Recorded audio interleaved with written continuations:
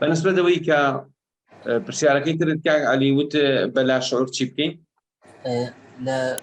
لە ڕێگەی لاشعورەوە چۆن بتوانین خۆیەکی باش بە خۆمان زیاد بکەین یان خۆیەکی خراپ لە لای خۆمان لا دێت زۆر بە گرنگی و باسی و بابەتێک کردووە. سەلامت بێ. ڕاستیەکەی بەڕێزان ئەم مۆزوعە قورسە، مۆزوعی خوو، بەڵام هەر بە سادەیی شتێکتان پێ بڵێم. خوو چییە؟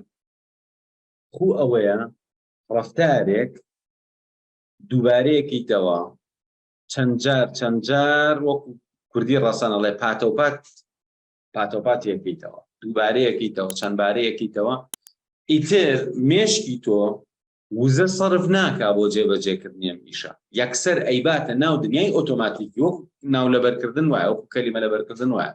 من بمێ ناوی نەفەرێ لەبەرکەم، هەر بینیم ئەوە فڵان کەسە، ئەوە فڵان کەسە، ئێخۆ من هەراوا دانیشم هەر بینیمەوە بڵێم ئەوە فڵان کەسە، ئیتر دوای وای لێ هەر بینی وەکسەر لەدی خۆڵانەوە فڵان کەسە.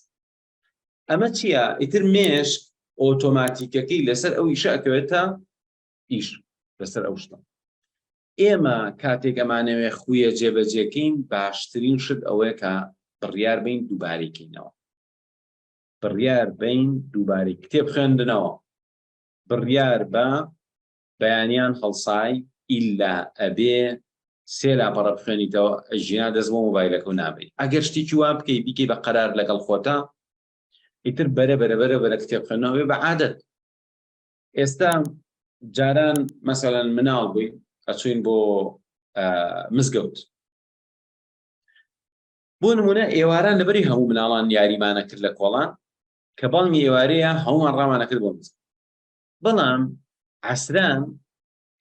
عەسران بۆ نمونە یان عیشا یان کاتێکی نیوەڕوان بۆ نمونە برسی ماوە ناچین بۆ مزگەوت. دوایی وای لێ هاتبوو هەموو نوێژەکان بەتاڵ بووینایە و لە ماڵەوە بووینایە، بانگی باە بەس بۆ ئێوارەکە ڕۆشت. بۆ لە خۆیەوە مێشک ڕایە لەگەڵ ئەم ئیشا لەم کاتە هیچ وزەیەشی ناوێت، زۆر لە خۆکردنی نایە. کەواتە خوو چۆن دروستەکرێت؟ دووبارەکردنەوە. ئەی خۆیەک چۆن تەرکەکرێت؟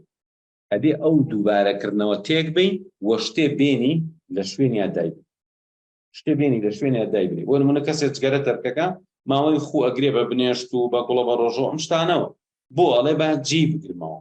ئەمە یەکێکە لە ڕێگە باشەکان. اینجا کەواتە ئەمێنێتەوە سەرەوەی ئێمە چی بکەین بۆی دووبارەیکەینەوە.